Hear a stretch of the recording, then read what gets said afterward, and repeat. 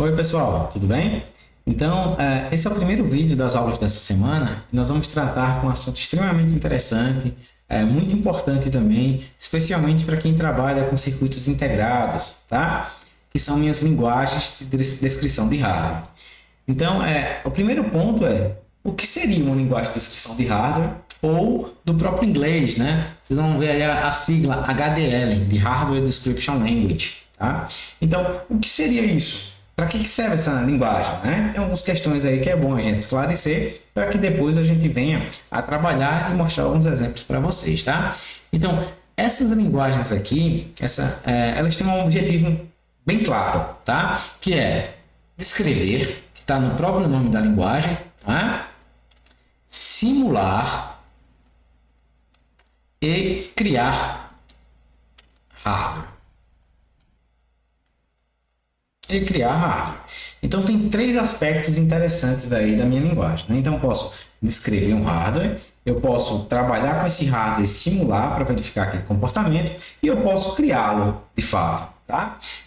Nós vamos observar ao longo das aulas, né, que nós temos muitas diferenças entre HDLs e as linguagens tradicionais de programação, como C, Java, Python, entre outras, tá?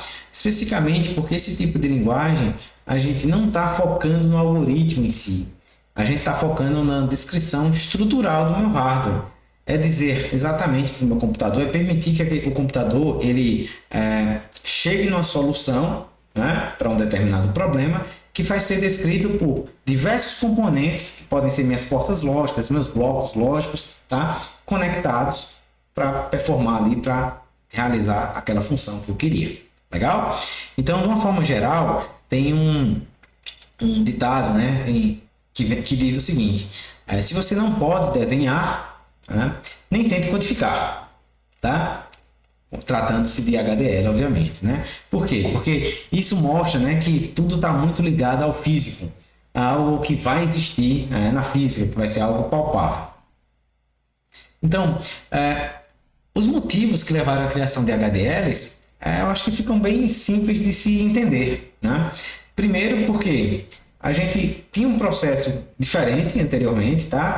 Há muito tempo atrás, e com a complexidade que os circuitos hoje em dia têm, se torna inviável, né, trabalhar com o mesmo formato que a gente trabalhava anteriormente. Então, veja, hoje em dia, um circuito integrado, ele tem milhões de portas lógicas, ou mesmo bilhões, no caso dos processadores, até pessoais, que vocês têm em casa, tá? Bilhões de transistores, né? Bilhões de componentes básicos que compõem aquele circuito, tá? Então, se você fosse trabalhar, por exemplo, com um diagrama lógico, descrever a conexão, especificar que componentes desses bilhões, né, de estruturas aí, como eu vou conectá-las, se torna, obviamente, impraticável, né? Não tem como a gente fazer isso, tá? Então, essas linguagens, elas surgiram para facilitar, para permitir que a gente consiga tratar e lidar com a complexidade que os circuitos hoje em dia têm. Legal? E nesse sentido, a gente tem dois tipos de linguagens que são muito utilizadas até hoje, tá? Uma se chama VHDL, tá? E outra se chama Verilog, certo? Parte do mundo trabalha com uma, parte do mundo trabalha com outra. Basicamente é assim que funciona, né? Na Europa, eu sei que muitos países têm um histórico de se trabalhar com VHDL, e pela cultura que se desenvolveu ao longo do tempo, eles acabam continuando trabalhando com VHDL, tá? Mas Verilog, do meu ponto de vista, pelo menos, eu acho que é uma linguagem mais simples de se trabalhar. É uma linguagem que vai lembrar as estruturas, sabe, a forma de descrever com C, apesar do funcionamento ser diferente, tá? E eu sei que muitos designs hoje em dia, de circuitos integrados, eles são realizados em Verilog. Legal? Então, mais especificamente, pessoal, aqui em Verilog, a gente vai trabalhar com um superconjunto dessa linguagem que se chama System Verilog. Ela entra aí para simplificar ainda mais a nossa vida, tá certo? Então, ela traz um Verilog convencional e adicionou um monte de coisa interessante que antigamente eu tinha apenas no VHDL, né? Então, nossa, de certa forma, é uma linguagem bem interessante aí de se trabalhar, tá? E com isso, vocês vão observar o quê? Muito mais produtividade dos designers, né, dos projetistas, tá? Isso impacta diretamente no sucesso ou não da empresa. Vocês sabem que quando a gente considera o time to market, quer dizer, o tempo que eu vou levar para desenvolver uma solução e colocá-la no mercado, isso é crítico para a empresa. Então, se eu tenho mais produtividade, se cada designer consegue trabalhar de forma mais efetiva, com certeza a minha empresa ela passa a ser muito mais competitiva nesse mercado, tá? Um ponto interessante aqui é que, como nós trabalhamos com descrição, simulação, simular, né, e criar hardware, parte das estruturas, parte das minhas descrições, elas são utilizadas única e exclusivamente para simulação.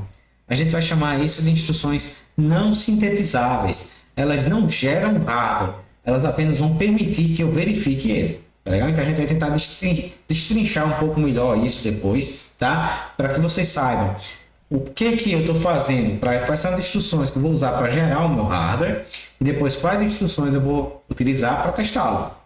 Legal?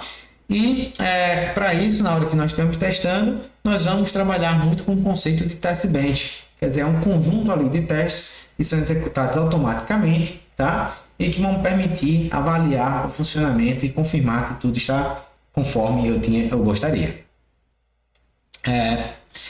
Então, esse tipo de linguagem é o que vai me permitir, de fato, a trabalhar com designs extremamente complexos de bilhões de portas lógicas, tá? Vocês vão verificar a flexibilidade que nós temos ao trabalhar com esse tipo de linguagem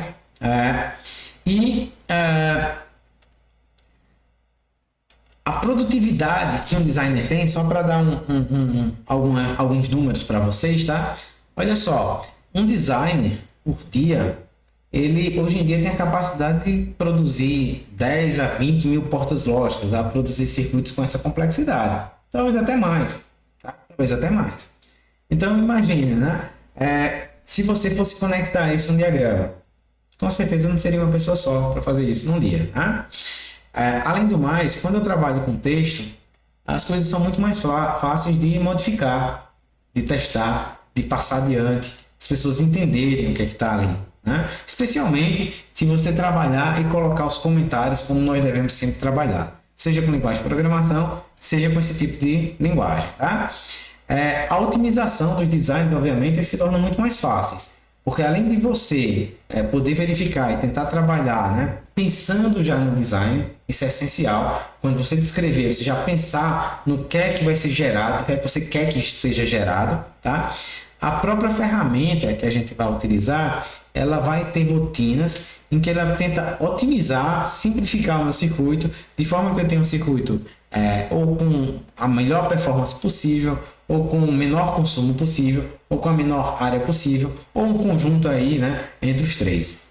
Legal? Então faz com que eu possa explorar muito mais esse design e verifique aí os meus circuitos equivalentes, né, que são gerados de forma muito mais otimizada. Tá? Com o código, tem um outro ponto, sinceramente, assim, que é interessantíssimo, que é o reuso. O reuso. Então, quando você cria blocos, por exemplo, pequenas partes de circuitos que você vai querer reutilizar posteriormente, isso fica muito fácil de fazer utilizando o texto, utilizando uma linguagem. Legal? Documentação, ela vai junto do teu código, né? E, obviamente, a gente vai tentar trabalhar em alguns padrões, tá? Porque as próprias ferramentas, elas vão permitir a você escrever em texto e fazer aquelas conversões que nós fizemos à mão. Então, por exemplo, eu posso descrever um circuito e depois verificar em linguagem, né, descrição de hardware, e depois verificar, por exemplo, o esquemático, ou seja, que portas lógicas compõem aquele circuito e como elas estão interconectadas, tá certo? Então, de uma forma geral, esse primeiro vídeo eu quis introduzir para vocês o que é uma linguagem de descrição de hardware, né? Quais são as vantagens, tá? Como a gente vai trabalhar com elas, nós veremos nos próximos vídeos.